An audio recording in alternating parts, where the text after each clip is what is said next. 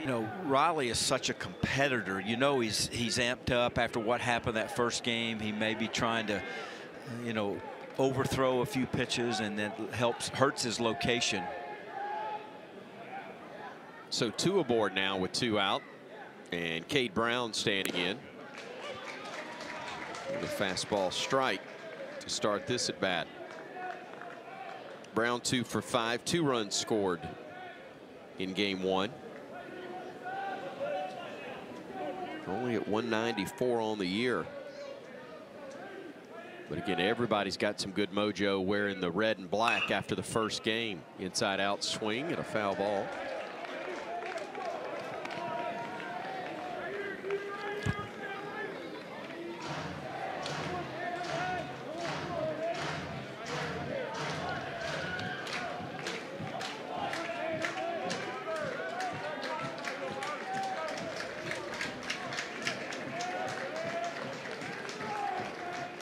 Here comes the 0-2 from Riley Quick. Little comebacker, but 8 strikeouts to walk, 52 and 15, 92 to 95 slider, cutter, curveball. And he's a guy that is going to rely on location and trying to get early count outs. Stuff is probably not going to be at the level of Curley, but it's more pitchability maybe than a Curley or the guy that they started last game. Alabama's lineup will once again look like this. Cade Snell, who we talked about leading into game 1 of the doubleheader, earns it again with that .396 average, leading the SEC, but also he had their most productive at bat of the day when they cleared the bases with a double in the 3rd inning that gave Alabama at that time a 3-1 lead. That's when they carried into the 5th. Everything fell apart after that, though. And right now, if you're Alabama starting this inning off, you want to have some productive outs, some good swings. Hopefully you put some runs up, but it's key to come out with a really positive attitude, good at bats, try to put some pitches on the pitcher, and just grind through this first inning and see if you can kind of cut the deficit here.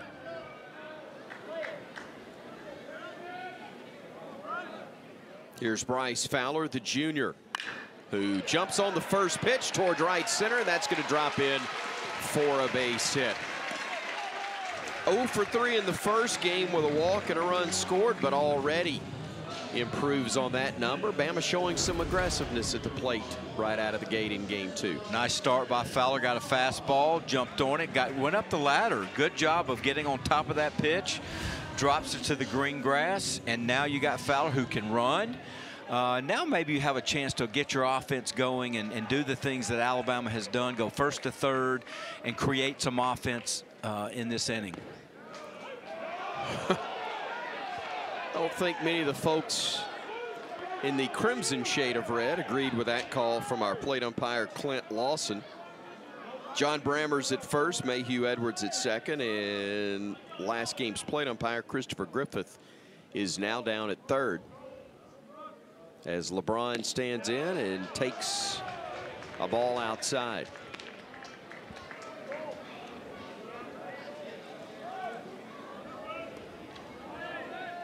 Braun had a tough game 1, but it's been a tough stretch for him as of late. 0 for 3 with a run scored. It's involved in unusual play. Men at first and second.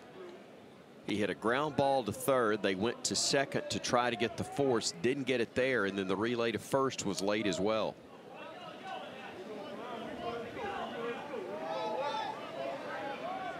Two balls and a strike. Now to LeBron. This is a spot earlier in the year when he was really dangerous. And guess what? The danger is back, but the ball is gone, and the Tide is even the score at 2 apiece.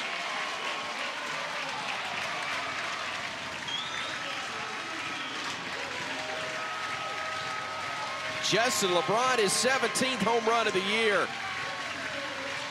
And for him, I would imagine that felt like it went about, 890 feet. Listen, that is a let out the frustration swing, top of the scoreboard.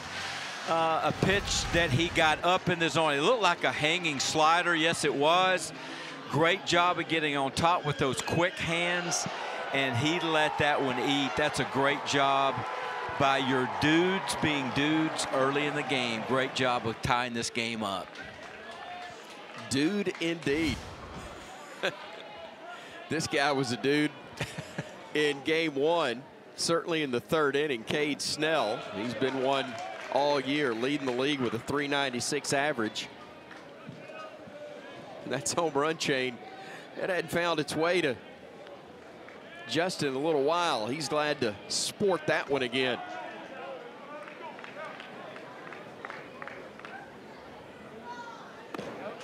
There's a ball outside.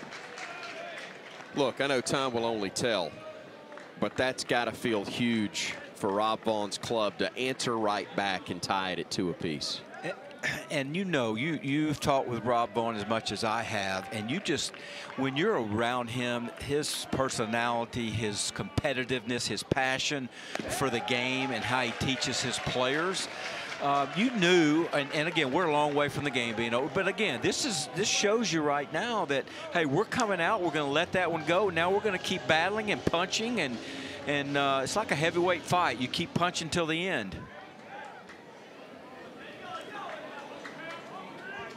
Snell waiting on a 3-0 pitch. And that's ball 4.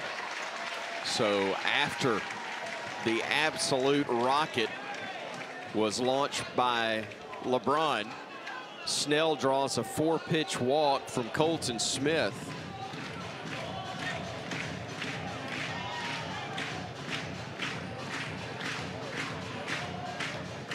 You know, backtracking on that home run that LeBron hit, and you've seen a lot more games here than I have. I don't think I've ever seen one on top of the scoreboard. No. There have been a couple, but not many. He's earned the right to wear that chain for a while. And I'll say it if you want. I don't know who let the dogs out, but they're all headed to the bullpen and right. About 8 of them just took off. There are no strays. Nope, there's one. Yep, there is one. They left him. They did. Yep, activity early.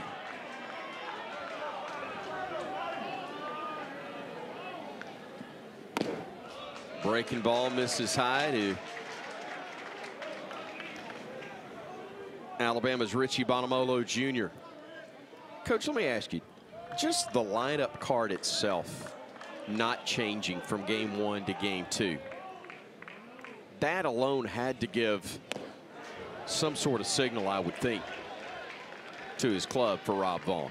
That the belief. I've got the guys in there we're going to go to battle with, and these are the guys we're going to turn it over. And he believes in his guys. I mean, he believes in his players, and they have performed. And, you know, there's some days baseball gets you, and that first game was one of those that got away early. And then Georgia kept tacking on, and before you know it, it's game over. But that's the beauty of baseball, whether you flip it.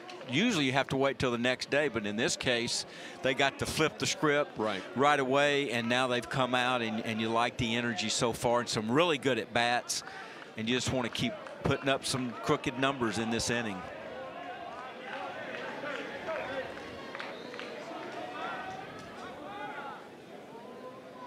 Two balls and a strike, and that one misses high and tight to Bonamolo, and he gets ahead 3-1.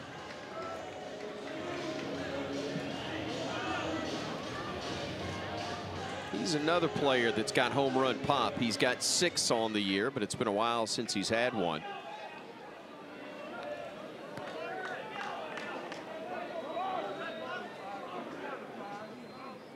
(3-1) from Smith.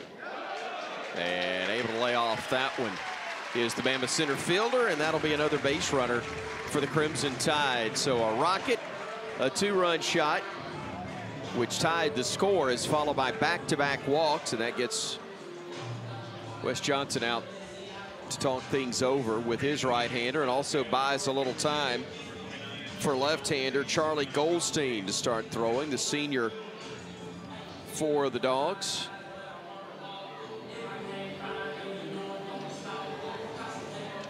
Not a very lengthy conversation.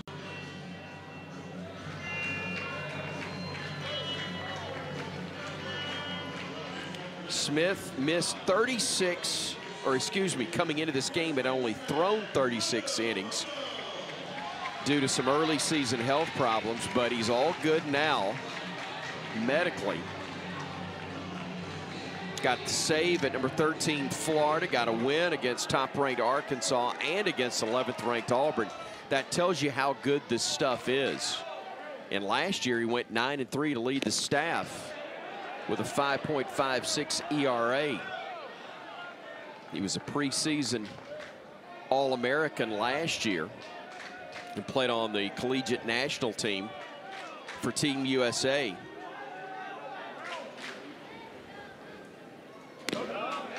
He's got good stuff. He just has not been at his best, certainly the last three batters. Looking for his first out here in the first. And Will Hodo at the plate, another dangerous threat with 13 home runs. Popped him up. Hodo, you could tell, frustrated that he missed that one. Will it stay in play? It will, and a nice grab by Dan Jackson, the catcher, for out number one. Boy, Hodo's so frustrated because he knew he just missed getting on top of that pitch.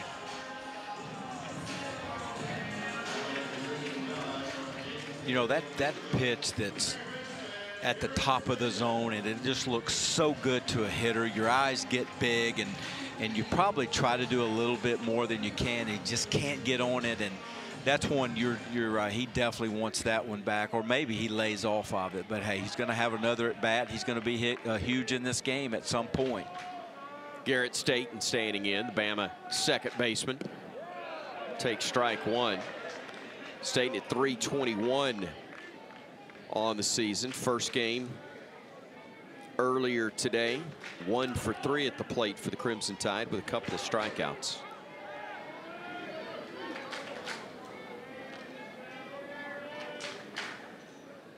That one way off the mark. Is looked like his spikes caught up, and that's going to put runners at second and third. It was going to be a wild pitch or a balk if he stops. He had no chance either way.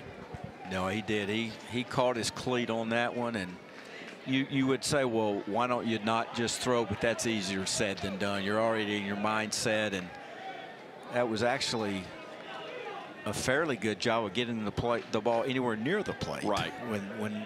When he ended up like he did.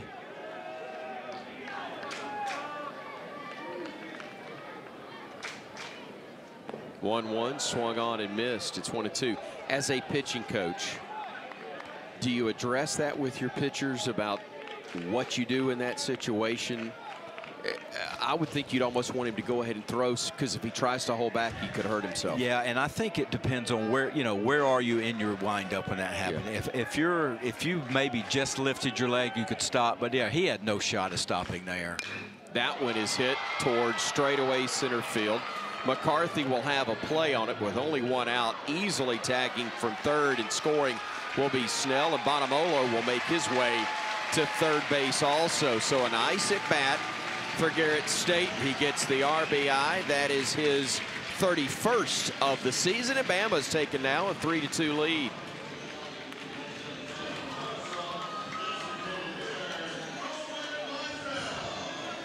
That's a good job of Staten, taking what you're going to give him. There's an RBI out there, and he's been an RBI machine his whole career.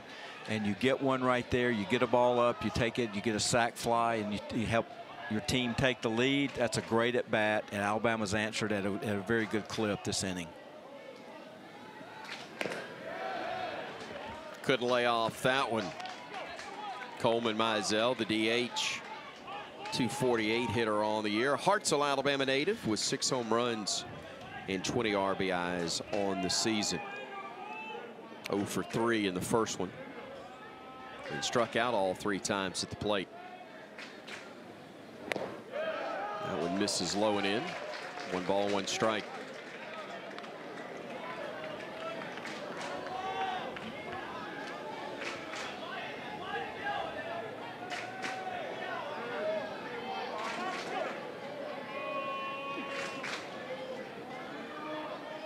Play him straight away to all fields as that one misses away to get the count to 2-1.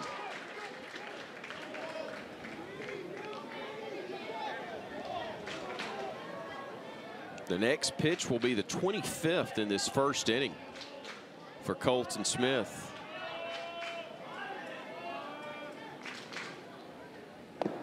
Down and away, puts it at 3-1.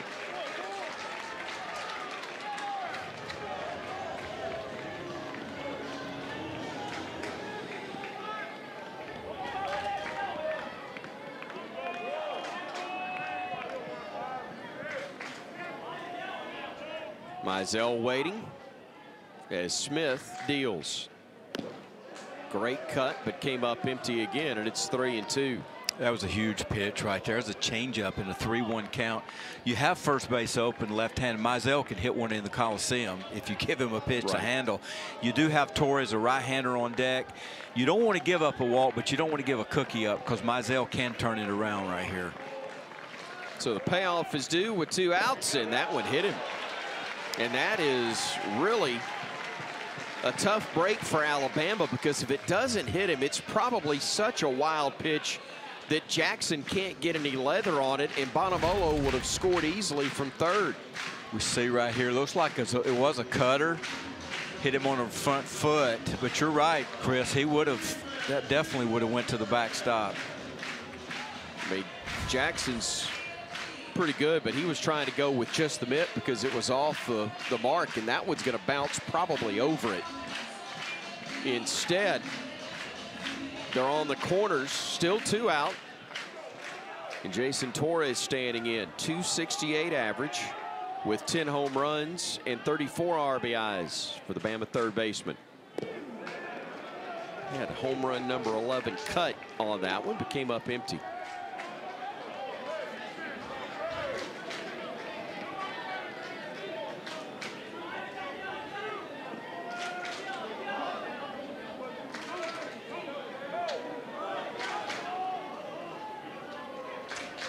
Smith dealing, breaking ball, swung on and missed. Boy, that one was nice.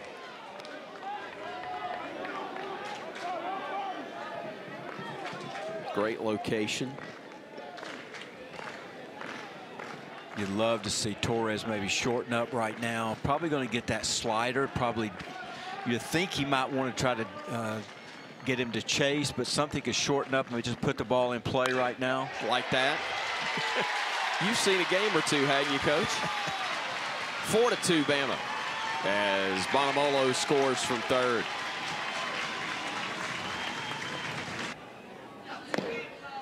First pitch fastball, a strike to Brady Neal, the Bama catcher, and the 9th man to come to the plate in this first inning. Mizell's the runner at second, Torres at first.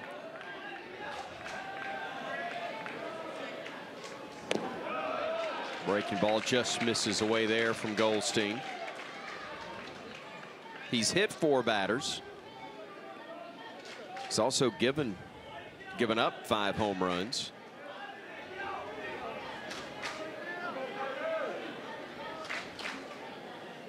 There's a fastball that misses away. He does have strikeout stuff. You look at, he's averaging 11, almost well, right at 11 strikeouts per 9, but he's also walking a little over 7 per 9. So he has quality stuff to punch out, but he can lose the strike zone a little bit. That one clips the outside corner. I don't believe Neal agreed with a call from plate umpire Clint Lawson.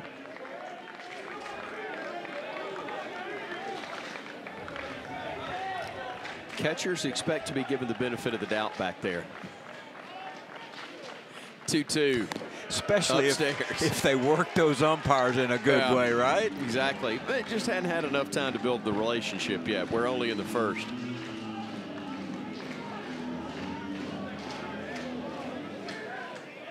But on the ball in the dirt, I'd be hanging loose in the top half of the next inning if I'm Clint Lawson. Payoff, misses the mark, and that's going to load the bases. So Bama's got him juiced, and the top of the order comes back around now in Bryce Fowler. He got a base hit to start all of this. Boy, Bama would absolutely love to have another one of those here. He was first pitch swinging and got the base hit earlier in this frame.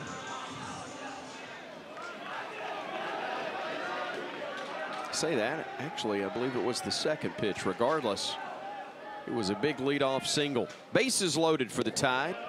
Here still in the bottom of the first. Boy, Lawson started to raise the right arm, but kept it at his side. It's 1-0.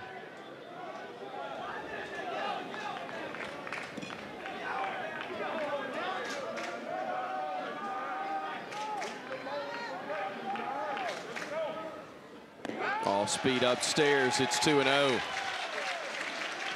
Obviously, if he reaches, it means at least one will score, but my goodness, would Bama love to have Justin LeBron back up at the plate with the good mojo back in his favor following that two-run rocket earlier in this frame.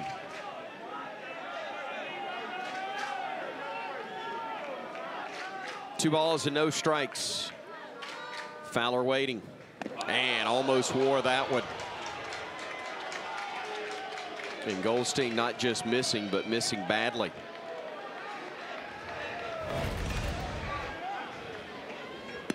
Man, he just came out so early. I'm glad Fowler was able to get out of the way. That had head written all over it.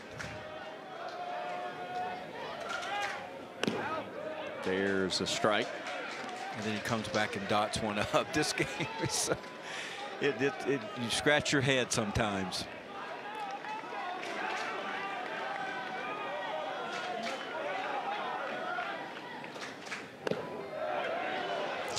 Fowler thought that was ball 4. You could tell he was about ready to chunk the bat towards the dugout, but it's now a full count. Goldstein's issues seem to be rectified as long-time pitching coach. Remember how nice I was to you the first weekend we worked together? I do, and I've just we played golf and done 3 games together since. So, you know, gloves are off. Old hat, right? Gloves are off. Riley Quick thankful to work with a 2-run lead after leaving the mound with a 2-run deficit after the top of the first inning. It's a foul ball from Daniel Jackson, sophomore for the Bulldogs, catcher. 235, but again, another guy you look, a low average, high home run number. Yes, that's obviously their approach, and they know who they are. They know the philosophy of what they're going to try to achieve. And you figure if you can hit 3-run homers a lot, you're usually going to win a lot of games if you can do that consistently. Breaking ball misses down and away, and the count evens at 1-1. And they've done it 126, not 3-run homers, but 126 homers on the season. So they're finding that part of the field very often. 1-1, hammered towards third. Torres fanned at it. I can't blame him. That one was absolutely a heat-seeking missile, and Torres waved at it, but couldn't quite get the leather on it. I say can't blame him. I would imagine Rob Vaughn would, though. I'll tell you, that wasn't was in front. There was zero. If he gloves that ball, it's the ball finds him right. Not finding the ball. You know, I mean, that ball was, it had to have been 110 plus off the bat. And yet it's ruled an E5. That is a tough one right there.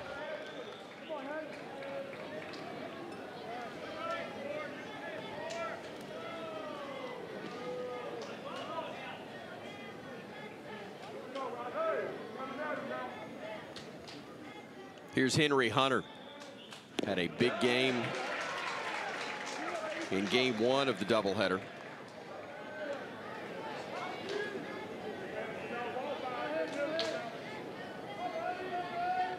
Two for 4, couple of runs scored, 4 RBIs. He got in on the home run barrage. Takes that one for a strike as Quick gets the count to 1-2. This is 2 straight innings. The leadoff man has gotten the board for Georgia. As you look at the numbers for Hunter, 4 home runs last season. He's already got 8 here in 2025. Something catchy for the Dogs hitters, but he couldn't catch up to that fastball at almost 98 on the radar gun, and Quick gets the out. You look at this punch out here. He again climbs the ladder with a heater and runs out of bat.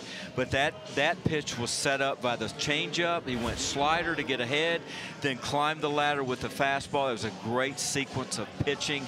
And that's what Riley has to do today to be successful against this lineup, because this lineup can hit the fastball. If you're a one-pitch guy, they can hit the fastball. 1 ball, no strikes. The count, as they say that McCarthy was not given enough time. There were still 6 seconds on the clock. I don't know if that's Quick stepping off the rubber or what the issue was. Swing and a miss. I'm sorry, he must have stepped out of the box. That's what it was. So now the count's 0-2. That's right. He wasn't in the box in time. I saw the signal from the umpire and I had it backwards.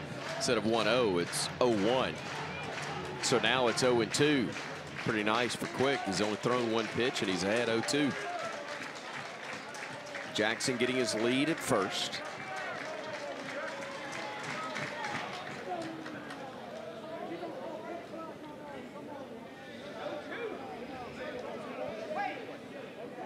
And now the umpire's messed up.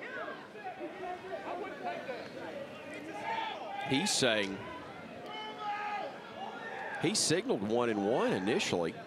I think in that situation right there, they're saying something from Georgia's dugout that they couldn't get the sign because they were saying that the pitch comm was not giving the sign, and so Johnson, I think, was a little upset that the time ran out and they did that. That's what it looks like. Yeah. But now they are going to switch. Technology timeout. So might find some more double A's. Double A's or triple A's in those things? I'm not sure. Go through more than Christmas morning. Hey, that was a little before my, or there. That was a little after my I got time. you. That's right, you were out of it by then. No balls, 2 strikes. The count. And boy, he did all he could just to get a piece of that one. Nolan McCarthy, leadoff man of the order, singled and scored in the Bulldog top of the first. He bats here in the second with 1 out, a runner at first, and an 0-2 count. And you've seen a couple of those last fastballs that Quick has thrown. They've had that really good downhill angle sink. The hitters are fouling it off their foot. That tells you that he's getting some lateness to it, and that helps set up the slider. If he can get it down in a way that helps that pitch. That one bounces to the backstop.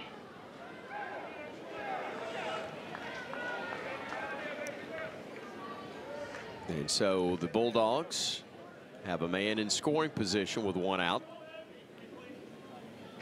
And now officially a 1 ball, 2 strike count to McCarthy.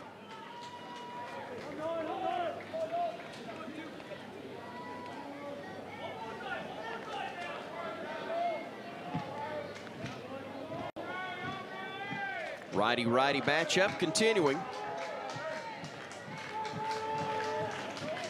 As McCarthy waits. Slaps it foul and out of play.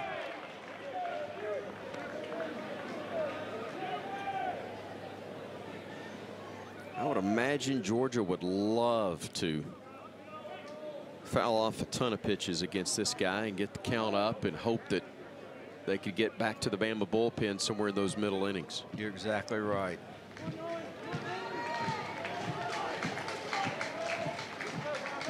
Quick trying to end the at-bat of McCarthy right here. But again, McCarthy able to fight one off. McCarthy, a .283 hitter on the season.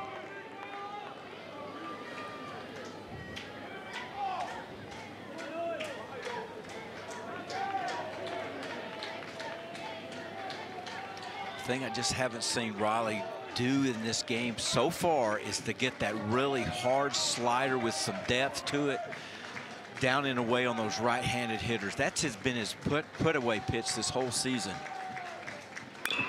Little chopper left side. It's going to chop foul.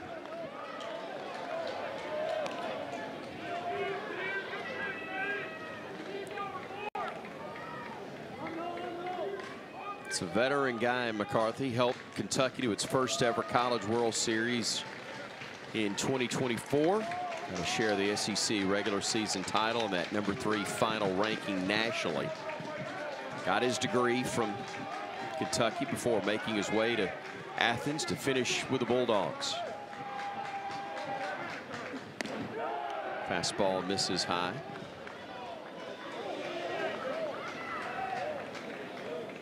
Made the SEC academic honor roll numerous times in Lexington. Continuing the trend in Athens. Another 2-2 pitch is due from Riley Quick. And there's a roller out to short. LeBron will give up third base to Jackson, but he'll get the out, and there are two gone. Veteran thought about it, but said, no, let's go ahead and just get the out and trust the righty on the hill.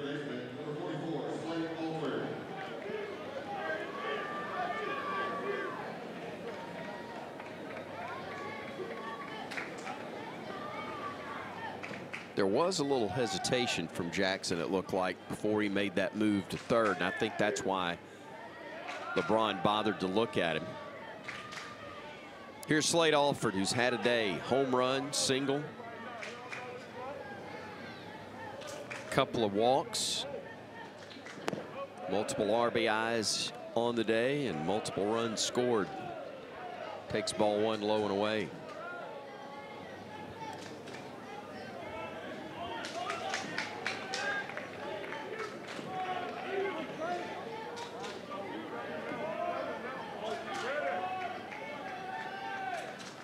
.1-0.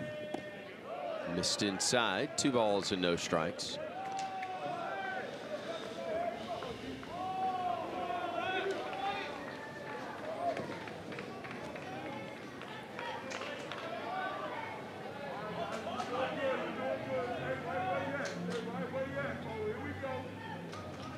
Quick dealing the 2-0. Upstairs, 3 balls and no strikes.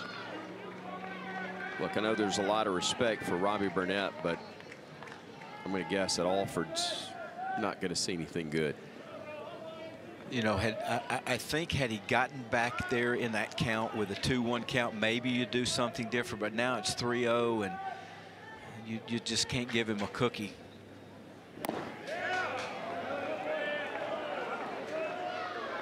Ball 4. Puts men on the corners. Still 2 out, but the very dangerous Robbie Burnett coming to the plate. 19 home runs on the year for Burnett.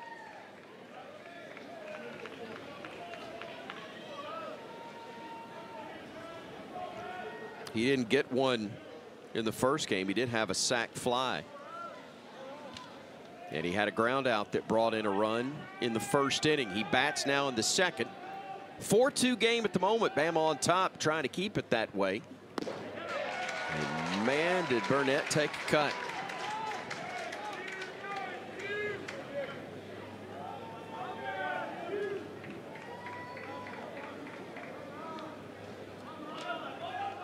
Nobody playing shortstop right now for Bama. The Tide almost gave up the base. In fact, they did. I thought for a moment they might give up a run as the man from third,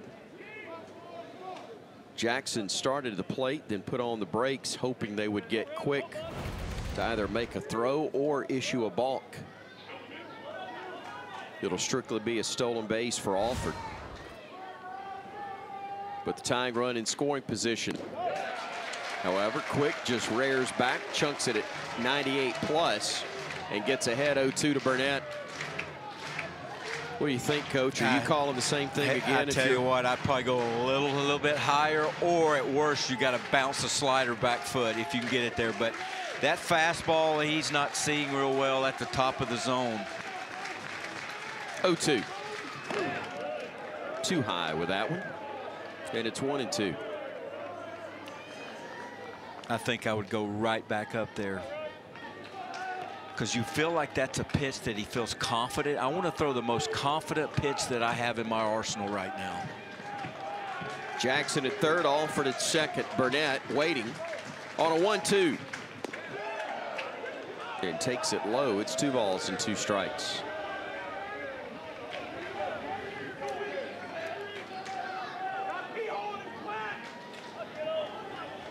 This is the one Quick wants to get him on, isn't it? Absolutely. Doesn't want to see 3-2.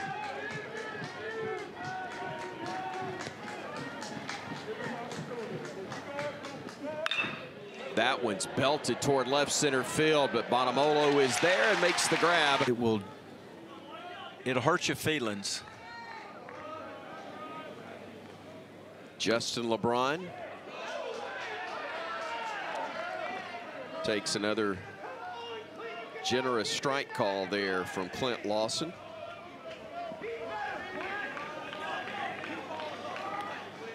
As the lefty Charlie Goldstein works his second inning, came on in relief in the first after the starter Colton Smith got 2 outs, but got chased before that frame came to a close. 4-2 was the score then and now,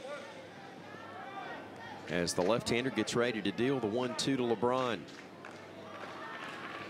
Still buzzing about his home run in that inning that tied the game at 2. And in fact, speaking of, right on cue, no doubt when it left his bat, hits off the top of the big scoreboard here at Sewell Thomas Stadium. Tried to do it again, but came up empty. And the leadoff man's retired here in the Bama second. Good first out there for Goldstein, especially when it's a guy starting to heat up again in Justin LeBron. But this guy's been every bit as hotter actually lately in Cade Snell.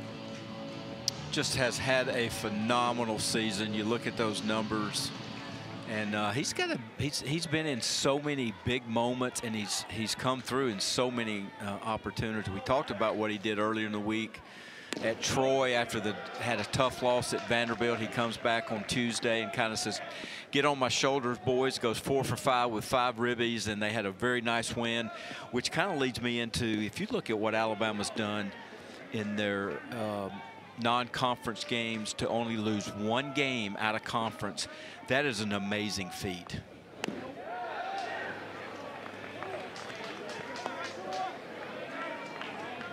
Then did not lose a midweek game, lost 1 on the weekend. I think Presbyterian beat them, and that was it. And so that's not as easy as you say it. It's not that easy. Snell hits this one a mile high, but it's going to be in shallow center. Who wants it? Shortstop Branch says he does, and he battled the raindrops. Was able to make the play. Look, it's tough enough, I know, to catch a ball that's hit that high. Then at night, and oh, by the way, there's water splashing in your face. Not an easy one. Again, we've seen the forecast. This is about the least amount of rain that we're going to see in all likelihood for the next 36 hours. We're just hopeful it's going to clear enough to play on, or soon enough to play on Sunday. And that's what the initial forecast is showing. But it is not good at all for tomorrow. That's why we played game 1 of a twin bill already, and we're trying to get through this to this second one as Bonamolo swings and misses, and the count's at 1-1.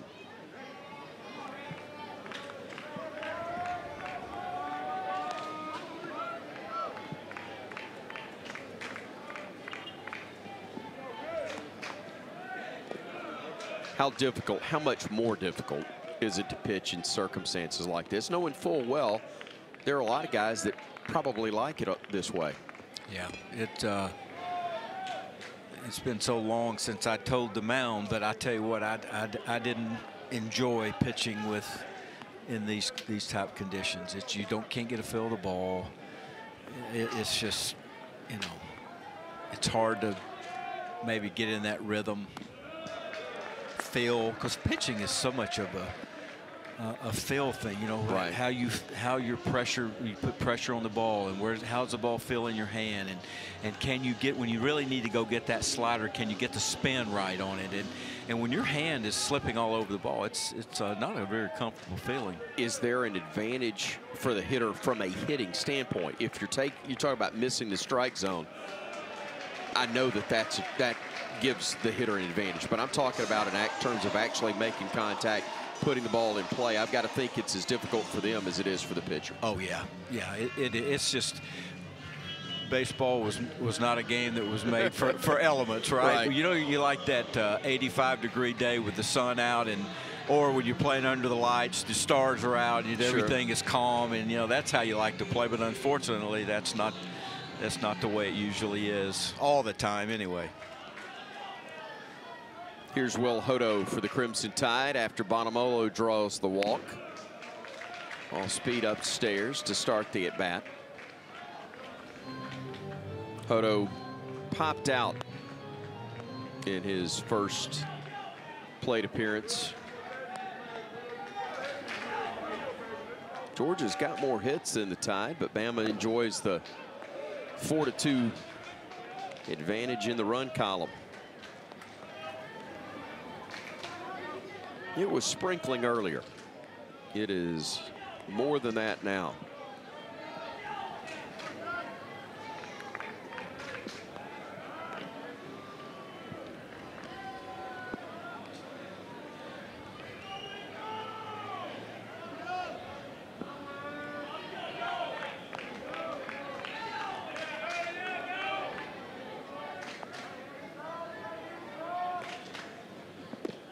All speed misses away, and the count goes to 2-1. You're seeing the definite patience from the hitters. Obviously, you'd ask for that anyway, but even more so in this type circumstance, right? Yes, and I think that Alabama has had a very good approach from the pitch, first pitch of the game. I think they've worked counts. Obviously they made Smith work. They got some pitches that they could handle. And so their approach, I think, has been good. That most of the hitters have shown really good balance. And especially when we talked about Golston, he averaged in 7 walks per 9 innings. So they know, your hitters know that because you got scouting reports. So you're saying, let's make him come in there. Let's don't help him out and go out of the strike zone on him. Little chopper foul right side. It's going to be really interesting to see what they opt to do as this game goes on, should it rain any harder. Because since you have played one game, you are into a second, you are going to be able to play 2 on Sunday, knowing that second game will be, by rule, a 7-inning ball game. And I'm sure neither side really wants that. They prefer to get this one in, rest, do whatever you got to do, and then just start with a clean slate playing a 7-inning game on Sunday. However, in inning number 2 as well, let's see what happens in the 3rd. As you can tell, the rain starting to, or not starting to fall, but continuing to fall, and maybe falling a little bit more heavily. A lot more ponchos out, a lot more folks heading either for the overhang or heading for the exits, as Phelps had almost as many hits as Bama did. Had the same number of extra base hits, and he doubled up the Tide in terms of RBIs himself. But game 2 has had a different look to it. Phelps comes up empty, and Quick records strikeout number 3. 1 per inning so far for the big right-hander. And that's the pitch that he seems to have that has the most swing and miss on it, or maybe the hitter putting just enough, foul ball on it. It's that pitch that's been working down and in on those right-handed hitters. That seems to be the pitch that he's had the most success with in getting weak contact or swing and miss. Colby Branch, shortstop for the Bulldogs, standing in, 5-hole hitter, and he belts this one toward left. It'll drop in for a base hit. Saw Cade Snell kind of put on the brakes. I would imagine in the outfield right now you can't be quite as aggressive as you were earlier today. We look right here as a slider that looks like it just backed up. Again, that's that pitch that right now he just doesn't have that last little bit of click on it to get it down to the bottom part of the plate.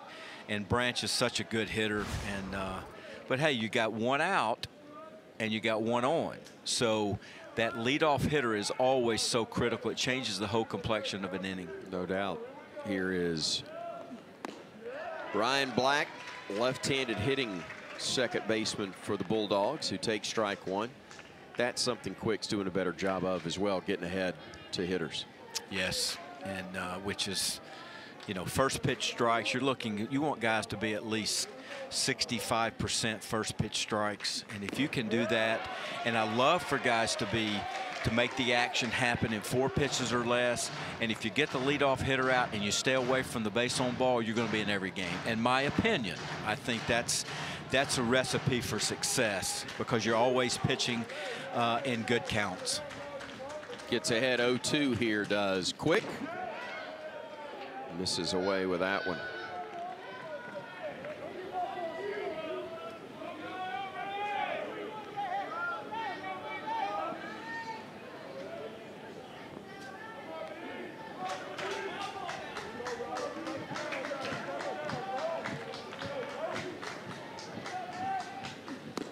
Big cut, came up empty.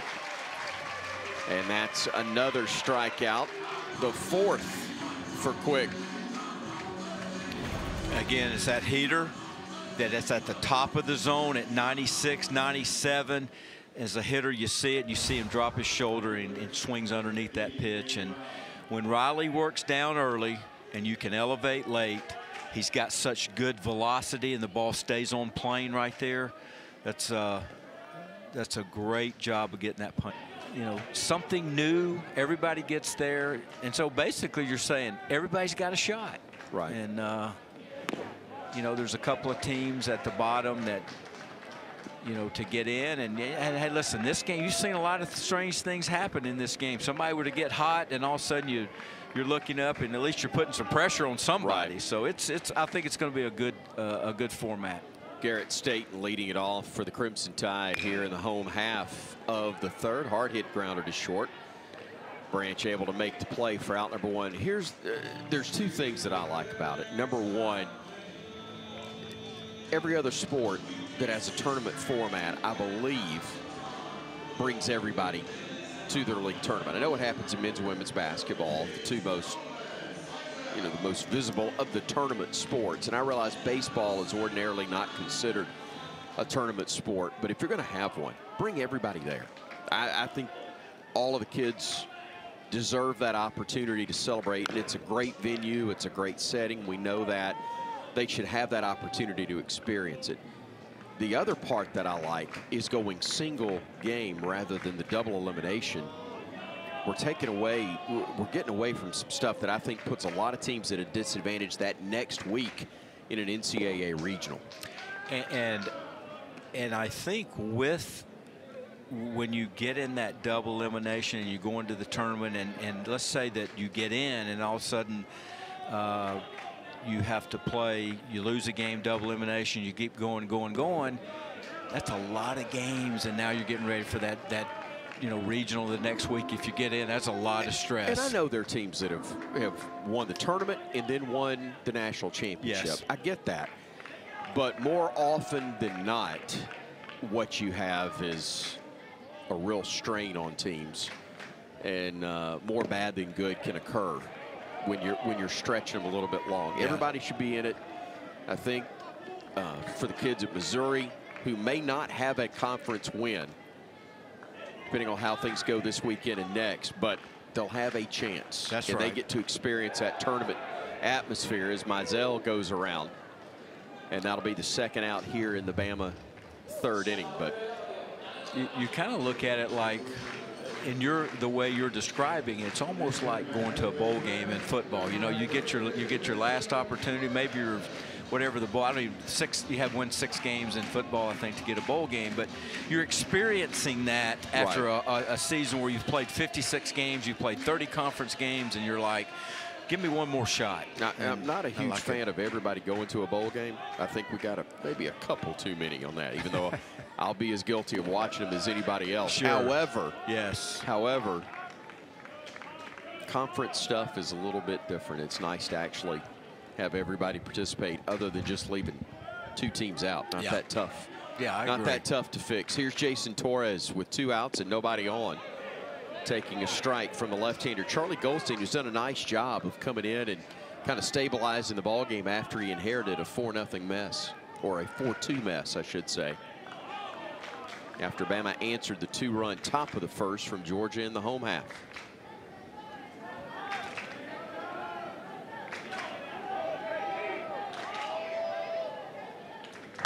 Torres hits that one right off the end of the bat. It could be trouble. But what a job by the first baseman Phelps, and Goldstein just as good getting over to cover first base. What a play by the Dogs.